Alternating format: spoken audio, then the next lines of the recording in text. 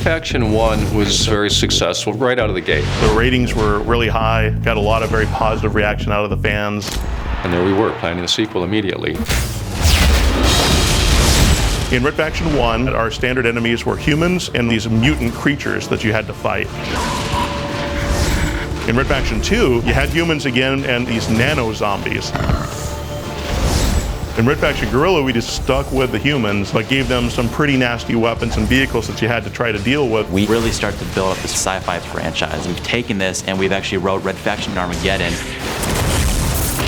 I didn't expect to see you again. It's a new story in the Mason lineage, but also we're kicking back to some of the old Red Factions as well. Looks quiet to me. Picking anything up? Negative. Something's not right.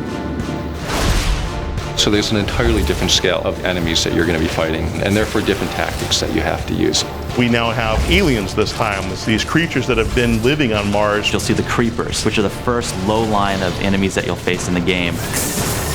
These guys like to melee you, they like to spit acid at you. Then we have the Ravagers, they're kind of like the mid-level infantry. They stick to buildings, they can throw lightning bolts at you. And then we have some of the bigger enemies, the tanks, the heavies. They can overrun you, they can stomp on you. Beyond that, it's just destructive weapons, destructive environments, new ways of approaching battles with enemies. Geomod means geometry modification. You fire a rocket at that wall, it shouldn't just turn black. There should be a hole in that wall, and it should go through that wall and blow up something on the other side of that wall.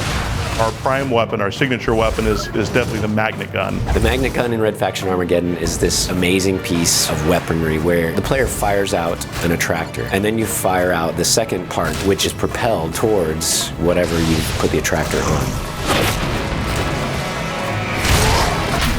We've given you a nano forge so that now you actually can repair structures as well. You can blow up a bridge or access points to you so that the enemy can't get to you, but then you can repair that bridge and get out of there.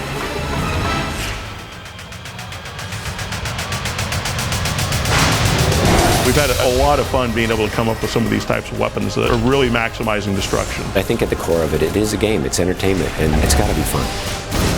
I think we've really tightened it up with Red Faction Armageddon. It's still the only destruction game in town.